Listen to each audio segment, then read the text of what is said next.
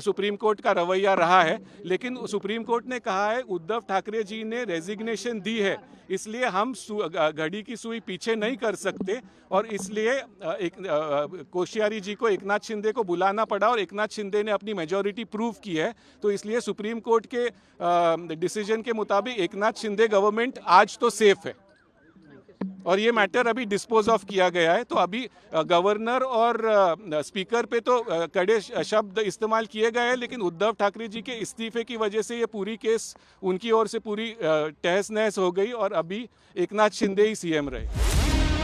Supreme court का ये फैसला सबने अपने अपने हिसाब से समझा और अपने अपने हिसाब से खुश होने लगे।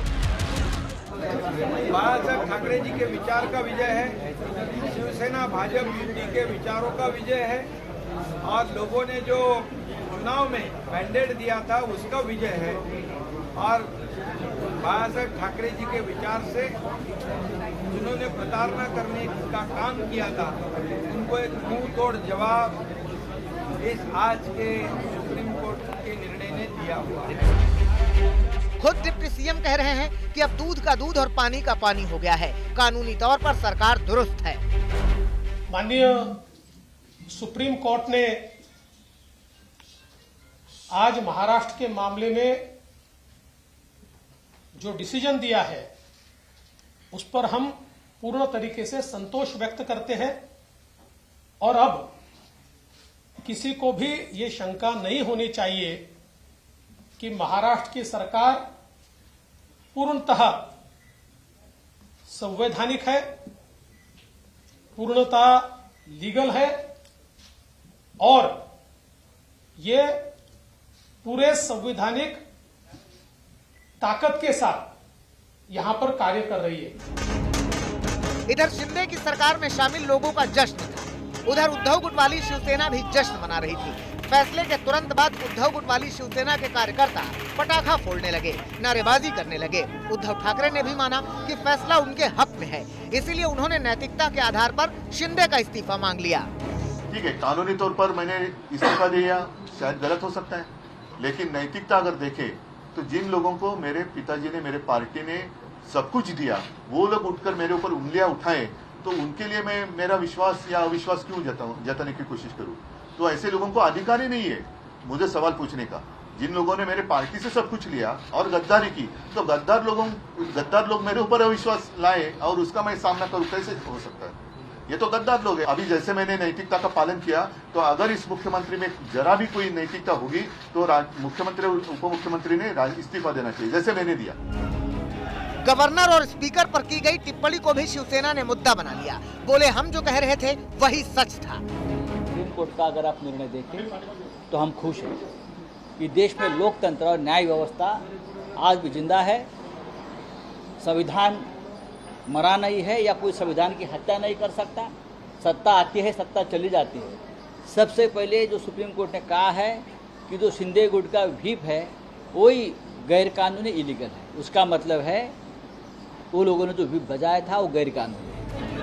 उद्धव गुट के नेताओं ने ये भी कहा कि सुप्रीम कोर्ट की इस टिप्पणी के बाद राज्यों पर गलत तरीके से अधिकार करने वाले राज्यपालों को सबक मिलेगा। मैं बहुत मुझे खुश हुई कि इस देश के जो सर्वोच्च न्यायालय उन्होंने राजकीय हेतु से अनियमित काम करने वाले राज्यपालों को बहुत बड़ा सबक सिखाया है। मैं जानता हूं कि भविष्य में पूरे देश में ऐसे राजनीति करने वाले लोग राज्यपाल के ऊपर नहीं बैठेंगे। सुप्रीम कोर्ट ने अपने फैसले को 7 जजों की बेंच के पास विचार के लिए भेजा है। मतलब ये कि महाराष्ट्र की ये लड़ाई अभी थमी नहीं है। महाराष्ट्र की एकनाथ शिंदे सरकार और उद्धव ठाकरे के बीच सुप्रीम कोर्ट में कानूनी जंग जारी है। लेकिन जिस जगह से ये जंग की शुरुआत हुई थी, राजनीतिक जंग की शुरुआत हुई थी, वो सूरत का होटल था जहां पर शिवसेना के बागी विधायक बगावत करने के बाद आके ठहरे थे। हम इस वक्त वहीं मौजूद हैं। ये देख सकते हैं आप तस्वीरों में, ले मेरिडियन होटल है जो सूरत की एयरपोर्ट के नज़दीक आता है। और 20 जून की रात को शिवसेना के बागी विधायक, करीबन 30 विधायक इसी होटल में आके ठहरे थे। और उसके बाद ये खबर 21 जून 2022 को मीडिया को लगी थी और सब जगह राजनीतिक हड़कंप मचा था कि शिवसेना टूट चुकी है और शिवसेना के बागी विधायक जो है वो यहाँ पर ठहरे हुए हैं। जाहिर तौर पर महाराष्ट्र में भी अब हलचल पहले से ज्यादा होगी। मुंबई से साहिल जोशी और पंकज उपाध्याय के साथ संजय शर्मा। चारधाम यात्रा को लेकर गुजरात के लोगों में भारी उत्साह है। जयकारे लगाते हुए लोग पूरे उल्लास के साथ अपने आराध्य के दर्शन के लिए पहुंच रहे हैं। उत्तराखंड सरकार भी हर तरह से यात्रियों की मदद कर रही है ताकि तीर्थ यात्रियों को किसी तरह की कोई परेशानी न हो।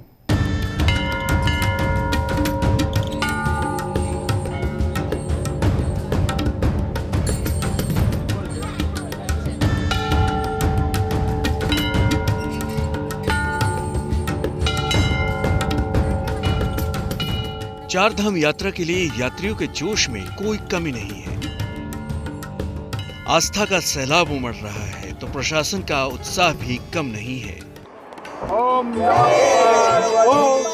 बाबा केदार का प्यार गुजरात से भी भक्तों को खींच रहा है। अहमदाबाद से कई श्रद्धालु केदारनाथ पहुंचे।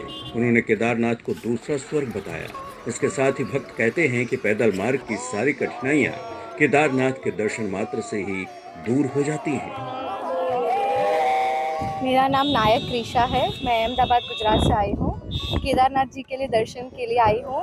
अब वहाँ जाके आपको स्वर्ग की अनुभूति होती है, वो बात सही है, वो हमने सबने महसूस किया है। वहाँ केदारनाथ का दूसरा नाम स्वर्ग है, वो बात सच है। केदारनाथ यात्रा में हमको बड़ा मजा है, लेकिन दिक्कतें बहुत हुई। वहाँ बारिश भी हुई थी, स्नोफॉल भी हुआ था, लेकिन सब मुसीबत का सामना करके हम दर्शन करने पहुँच गए और दर्शन कर भी लिया।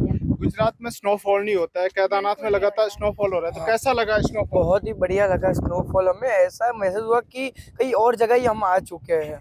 ये पूरा ग्रुप लेके मैं आया हुआ हूँ। सभी यात्रियों को बहुत बढ़िया दर्शन हुए। सबका साथ सहकार बहुत अच्छा था। बर्फ में कम से कम 4-5 किलोमीटर चलना पड़ता है। मौसम बहुत बढ़िया था। घोड़े पे गए थे तब अच्छा लगा, पर वापस आ रहे थे तब हमने इतने सारे पिक्चर्स लिए और लाइक नेचर को हमने अच्छे से फील किया और ऑब्जर्वेशन का ज़्यादा टाइम मिला तो बहुत मज़ा आया और स्नोफॉल देखने को मिला जो हमें बहुत अच्छा लगा। चारधाम यात्रा को लेकर यात्रा मार्गों से जुड़े सभी महकमे श्रद्धालुओं की यात्रा को सरल, सहज और सुलभ बनाने में जुटे हैं। प्रशासन एक तरफ जहां यात्रा के सफल संचालन के लिए सजग है, वहीं खाद्य सामग्री भी वितरित की जा रही है।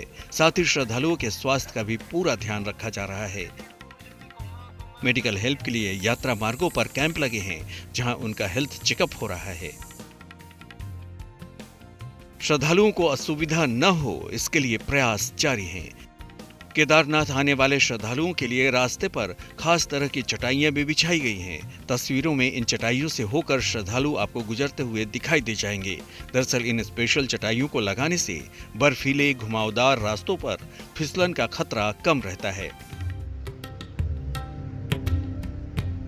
यात्रा के दौरान वाहन चालकों को सचेत करने और दुर्घटना से बचाने के उद्देश्य से यमुनोत्री नेशनल हाईवे पर सघन चेकिंग अभियान भी चलाया जा रहा है। इस अभियान में वाहनों की गति को चेक किया जा रहा है। अधिक गति से चलने वालों के खिलाफ कार्रवाई की जा रही है। यहाँ साइन बोर्ड 40 लगा है, 40 के आसपास चल सकते हैं इस एरिया में। अभी तक हमने 5-6 चालान करे हैं यहाँ पे, और आगे भी इस तरह का अभियान चलता रहेगा ताकि ओवर स्पीड से कोई एक्सीडेंट ना हो। ये हमारा मेन उद्देश्य है। तमाम दिक्कतों से श्रद्धालुओं को बचाने के लिए खास तौर पर जवान लगाए गए हैं, जो किसी भी हालात से निपटने के लिए तैयार हैं। हालांकि 4 धाम यात्रा के दौरान मौसम की बेरुखी के बावजूद आस्था भारी पड़ती दिख रही है और श्रद्धालुओं का उत्साह बढ़ता दिख रहा है। उत्तरकाशी से ओंकार बहुगुणा और रुद्रप्रयाग से प्रवीण सेमवाल के साथ ब्यूरो रिपोर्ट न्यूज़ टुडे।